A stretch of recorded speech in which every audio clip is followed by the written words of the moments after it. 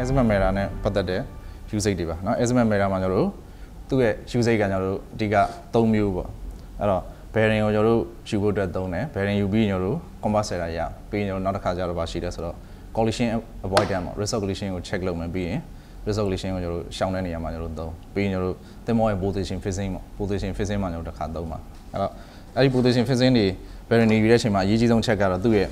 usage ပေါ့3.3 နည်းလေးကျွန်တော်တို့ပါရှိလဲဆိုတော့ဒီ azimuth mirror မှာကျွန်တော်တို့ prison down လေးရှိပါတယ် prison down အလင်းရိုက်ပြီးတော့မှကျွန်တော်တို့ object ကိုကျွန်တော်တို့မြင်ရမယ်သင်္ဘောရဲ့ heading ကိုလည်းမြင်ရအဲ့မှာကျွန်တော်တို့ကဘာလို့ဖို့လို့လဲဆိုတော့ဒီ azimuth mirror ရဲ့ဘေးမှာကျွန်တော်တို့ prison down နဲ့ပတ်သက်ပြီးတော့သုံးရတာလွယ်အောင် arrow up arrow down ဆိုပြီးကျွန်တော်တို့အလွယ်တကူမှတ်ပါတယ်မြေပြင်မှာရှိတဲ့ object တွေယူတော့မယ်ဆိုရင်ဒီမှာကျွန်တော်ပြထားသလို arrow down မြားလေးကအောက်ဆိုင်နေတဲ့အနေထားမှာကျွန်တော်ယူပါတယ်အဲ့ဒါဆိုရင်ကျွန်တော်တို့မြေပြင်မှာရှိတဲ့ object တွေကိုဒီ prison down ကနေမြင်ရမယ်သင်္ဘောရဲ့ heading ကိုဒီထဲကနေကျွန်တော်တို့ကြည့်လို့ရတယ်အဲ့တော့အဲ့လိုမဟုတ်ဘဲနဲ့မြေပြင်မှာမရှိတဲ့ celestial body ပေါ့မြင့်တဲ့နေရာမှာရှိတဲ့ target တွေယူမယ်ဆိုရင်တော့ဒီမြားလေးကိုကျွန်တော်တို့အပေါ်ကိုထောင်ပြီးတော့ arrow up position ပြောင်းပေးရအဲ့တော့ prison down လေးကသူကလဲသွားပြီးတော့ကောင်းကင်မှာရှိတဲ့ celestial object ကနေအလင်းတန်းနေဝင်မယ်ပြီးကျွန်တော်တို့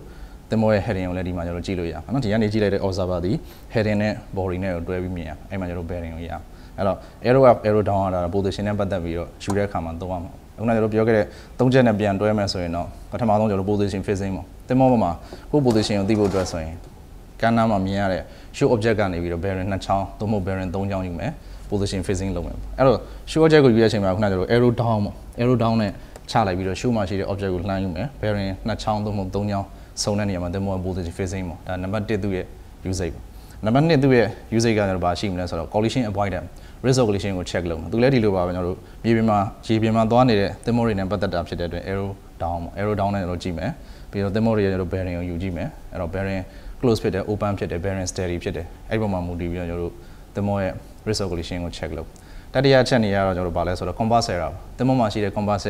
error ကိုရှာမယ်ဆိုရင်ကျွန်တော်တို့ compass error နဲ့ပတ်သက်ရင်လည်းဒီလိုပဲကျွန်တော်တို့ bearing ကိုယူကြည့်ရအဲ့တော့ compass ပေါ်မှာတင်ပြီးတော့နော် bearing ယူကြည့်ရင် compass bearing မှာသူကတော့မြေပြင်မှာရှိတဲ့ object ကိုယူတာဖြစ်နိုင်တယ်လို့ celestial body လည်းဖြစ်နိုင်တယ်အဲ့တော့ arrow down လည်းဖြစ်နိုင်တယ် arrow up လည်းဖြစ်နိုင်တယ်အဲ့တော့အဲ့ဒီရတဲ့ compass bearing နဲ့ကျွန်တော်တို့တွက်လို့ရတဲ့ true bearing နဲ့ခြားနားလိုက်ရင် compass error ရအဲ့တော့ဒါသူ့ရဲ့ usage လေးပါပြီးရင်ကျွန်တော်တို့သူ့ရဲ့ accuracy ပေါ့ဒီကောင်ဘယ်လောက်ထိအောင်ဒီ instrument မှာကျွန်တော် error ရှိတယ်ဘယ်တော့မှန်ကန်လဲဆိုတော့သိချင်တော့ကျွန်တော်တို့ကဘာလုပ်ရလဲဆိုတော့ object တစ်ခုပေါ့ same object တစ်ခုလေးကို arrow down နဲ့တစ်ခါကျွန်တော်ယူကြည့်တယ်ပြီးတော့မှကျွန်တော် arrow လေးကိုအပေါ်ကိုပြောင်းပြီးတော့ arrow up နဲ့တစ်ခါယူကြည့် arrow up နဲ့ arrow down နဲ့နှစ်ခုယူကြည့်လိုက်တဲ့ bearing ဒီ same object ကိုယူတာဖြစ်တဲ့အတွက်ဘာဖြစ်ရမလဲဆိုတော့ same bearing ပဲဖြစ်ရတကယ်လို့အဲ့လိုမဟုတ်ဘဲနဲ့ဂျားထဲမှာ error ရှိနေပြီဆိုရင်အဲ့ဒါကျွန်တော်ဘာဖြစ်လဲဆိုတော့သူ့ရဲ့ error ဝင်တာပါเนาะအဲ့တော့ error ဝင်တယ်ဆိုရင်ကျွန်တော်ဒီမှာ prison down လေးမှာသူ adjust လုပ်ရမယ် screw လေးတွေရှိပါတယ်အဲ့ဒီ screw လေးတွေကို adjust လုပ်ပြီးတော့ကျွန်တော် error ကိုဖြောက်အောင်ပြီးရင်ကျွန်တော်တစ်ခါ arrow up နဲ့ arrow down နဲ့ပြန်ယူကြည့်ရမယ်အဲ့ဒီ same object ဖြစ်တဲ့အတွက် bearing ဒီ same bearing ဖြစ်ရအဲ့လိုဖြစ်သွားပြီဆိုရင်တော့သူ့ရဲ့တိကျမှန်ကန်မှု accuracy ကောင်းသွားပြီပေါ့เนาะကျွန်တော်တို့ဒီကောင်စိတ်ချလက်ချသုံးလို့ရတယ်အဲ့တော့ကျွန်တော်တို့ azimuth mirror ကိုသုံးတော့မယ်ဆိုရင် compass ပေါ်မှာတင်ပြီးတော့ယူမယ်ဆိုရင်ကျွန်တော်တို့ compass bearing ကိုရမယ် gyro ပေါ်မှာတင်ယူမယ်ဆိုရင် gyro bearing ရအဲ့ပထမဆုံးလောက်ရမယ့်လောက်ကတော့ azimuth mirror သက်ဆိုင်ရာ compass သို့မဟုတ် gyro ပေါ်မှာကျွန်တော်တို့တင်လိုက်เนาะအထိုင်ချပြီးရင်ဒီမှာကျွန်တော်တို့သူက horizontal ပေါ့ horizontal plane နဲ့တပြင်းနဲ့ဖြတ်သွားအောင်သူကဘာလုပ်ထားလဲဆို glass tube လေးရှိglass tube လေးထဲမှာကျွန်တော် bubble ပေါ့ U milk လေးရှိအဲ့ဒီ bubble လေးကိုကျွန်တော်တို့က center ကိုရောက်အရင်ချိန်ရအဲ့ဒါဆိုရင်သူက horizontal plane နဲ့ညီသွားတယ်ပြီးတော့မှကျွန်တော်တို့ကမြေပြင်မှာရှိတဲ့ body တွေယူမယ်ဆိုရင်ဒီမှာရှိတဲ့ arrow key လေးကို arrow down ပေါ့နော် arrow down အောက်ကိုကျွန်တော်တို့ကဆွဲပြီးတော့ sight ချလိုက်တဲ့အချိန်မှာမြေပြင်မှာရှိတဲ့ target တွေကိုကျွန်တော်မြင်ရမယ်သူ့ရဲ့သက်ဆိုင်ရာ bearing ကိုဒီ prison down လေးတွေကနေကျွန်တော်တို့ကြည့်လို့ရအဲ့တော့ celestial object တွေယူမယ်ဆိုရင်တော့ကျွန်တော်တို့ဒီ arrow လေးကိုပြန်ပြီးတော့အပေါ်ကို